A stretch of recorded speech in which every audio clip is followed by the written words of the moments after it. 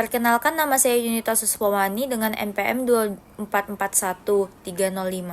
Saya akan menjelaskan kasus 1. Tadi kasus dugaan monopoli oleh PT Pertamina Patra Niaga. Permasalahan utama dalam kasus ini terletak pada dugaan bahwa PT PPN telah memanfaatkan posisi dominan di pasar gas LPG non-subsidi untuk mengontrol harga secara sepihak.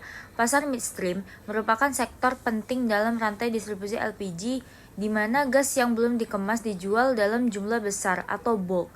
Kepada pihak pengemas ulang, KPPU menduga bahwa PT PPN menjual LPG pada harga tinggi sehingga menghasilkan keuntungan yang sangat besar atau supernormal profit, yang kemudian berdampak pada meningkatkan harga jual. Analisis etika bisnis berdasarkan aspek-aspek terkait budaya organisasi di perusahaan.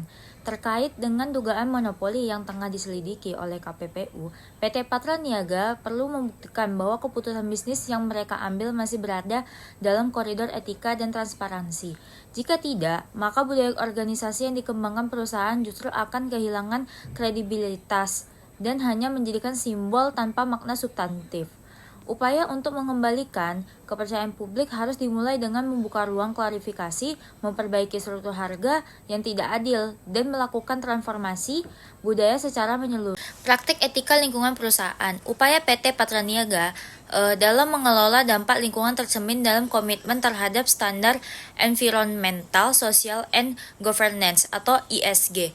Perusahaan telah menerapkan prinsip berhati-hatian dalam seluruh proses rantai pasoknya, termasuk pemantauan emisi, sistem pengendalian limbah, dan audit lingkungan secara berkala. Menurut laporan berkelanjutan Pertamina Group tahun 2023, anak usaha seperti Patra Niaga diwajibkan untuk melaksanakan program lingkungan berdasarkan standar ISO 144001 yang mencangkup mengendalikan aspek lingkungan, evaluasi kepatuhan, serta peningkatan berkelanjutan atau Pertamina 2002.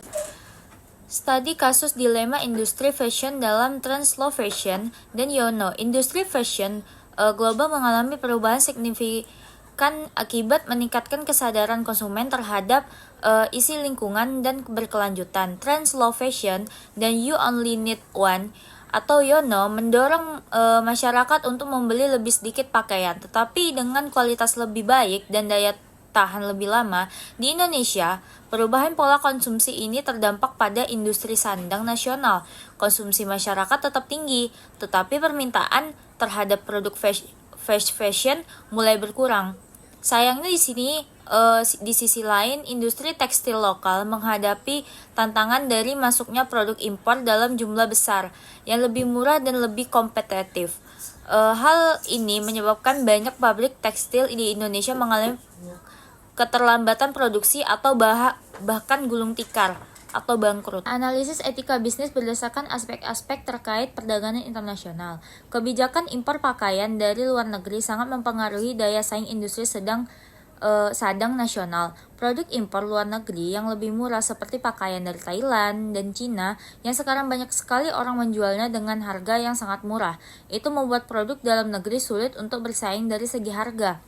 Untuk melindungi produk lokal, nasional pemerintah dapat menerapkan kebijakan kampanye mencintai produk lokal, membantu masyarakat untuk tahu produk negeri lokal sendiri ini tidak kalah juga sama pakaian-pakaian impor dari luar. Jadi, pemerintah juga bisa bantu untuk memperkenalkan produk dalam lokal agar masyarakat tertarik dan ingin mencobanya. Pasar persaingan yang sempurna. Ide bagi produk lokal untuk bertahan dari persaingan produk impor dengan menonjolkan keunikan produk, kualitas, bahan, serta nilai budaya lokal yang membuat lebih menarik. Produsen lokal dapat memperkuat daya saingnya dengan mengadopsi strategi diferensiasi produk, meningkatkan efisiensi produksi, serta memanfaatkan media digital untuk memasarkan produknya secara lebih luas dan efektif. Ketika di dalam pasar, perusahaan fashion dituntut untuk menyeimbangi antara kepentingan bisnis dan tanggung jawab sosial terhadap pekerja. Hal ini dapat dilakukan dengan cara memberikan upah yang layak dan tepat waktu, dan menjamin keselamatan karyawan. Menerapkan K3, menciptakan lingkungan kerja yang baik.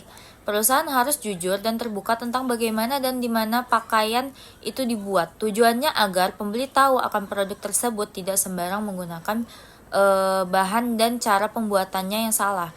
Dengan begitu, pembeli akan lebih percaya akan produk yang dibuat. Itu memberi efek yang baik, membuat konsumen bertahan di produk kita dan menambah loyalty. Etika di dalam lingkungan. Konsumen memiliki dampak yang sangat besar akan lingkungan fashion. Konsumen sekarang rata-rata memiliki pakaian memiliki kualitas yang tinggi dan dapat bertahan lama. Dengan begitu, mereka menghindari pembelian pakaian yang berlebihan sehingga mereka lebih menghemat pengeluaran mereka. Perusahaan harus menerapkan bisnis yang peduli lingkungan.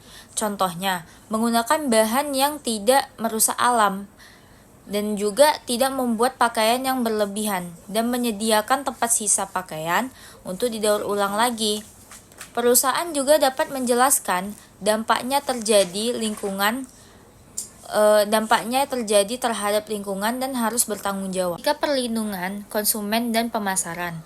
Untuk membedakan antara strategi pemasaran berkelanjutan yang asli dan sekedar greenwashing, konsumen perlu memperhatikan sejauh mana perusahaan menyediakan bukti nyata seperti sertifikat dan laporan berkelanjutan, tidak membuat iklan yang palsu dan tidak nyata. Sedangkan perusahaan yang melakukan greenwashing hanya mengandalkan promosi kata-kata iklan yang tidak nyata dan tidak ada buktinya.